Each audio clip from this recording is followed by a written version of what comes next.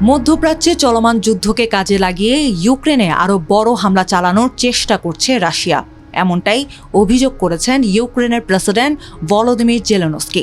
14 March রাতে রাশিয়ার নতুন করে বিমান হামলার পর তিনি এই মন্তব্য করেন। সামাজিক যোগাযোগ মাধ্যমে দেওয়া এক পোস্টে জেলেনস্কি বলেন, মধ্যপ্রাচ্যের যুদ্ধকে কাজে লাগিয়ে ইউক্রেনে আরও বড় ধ্বংসযজ্ঞ চালানোর চেষ্টা করছে রাশিয়া। বিশ্বের অন্য কোথাও যুদ্ধ বা সংকট যাই ঘটুক না কেন, ইউক্রেনের জন্য শক্তিশালী বিমান প্রতিরক্ষা ব্যবস্থা অত্যন্ত জরুরি। ইরান যুদ্ধের কারণে প্রতিশোধমূলক হামলা ঠেকাতে প্রচুর বিমান প্রতিরক্ষা ক্ষেপণাস্ত্র ব্যবহার করা হচ্ছে, যার প্রভাব পড়ছে ইউক্রেনের প্রতিরক্ষায়।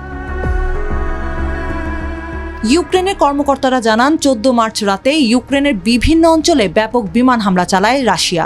এতে কিয়েভ অঞ্চলে কমপক্ষে 4 জন, জাপোরিজিয়ায় 1 জন নিহত এবং অন্তত 18 জন আহত হন।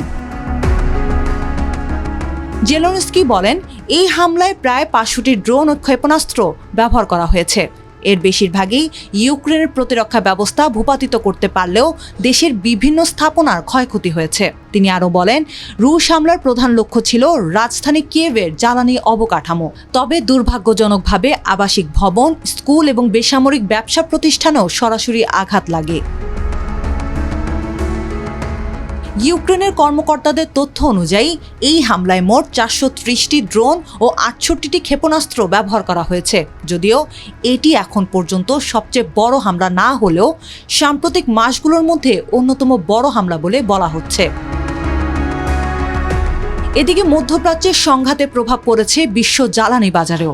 ইরানের কারণে হরমুজ প্রণালী দিয়ে জাহাজ চলাচল বাধাগ্রস্ত হওয়ায় তেলের সরবরাহ নিয়ে উদ্বেগ দেখা দিয়েছে। ফলে বিশ্ববাজারে তেলের দাম ব্যারেল প্রতি প্রায় $100 পৌঁছেছে। আর এই দাম নিয়ন্ত্রণে রাখতে ট্রাম্প প্রশাসন আগে লোড করা রুশ জাহাজের তেলের উপর থেকে সাময়িকভাবে নিষেধাজ্ঞা শিথিল করার সিদ্ধান্ত নেয়।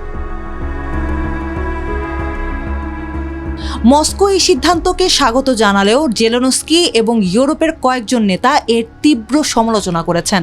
তাদের মতে এতে রাশিয়ার অর্থনীতি এবং যুদ্ধ চালানোর সক্ষমতা আরও শক্তিশালী হতে পারে।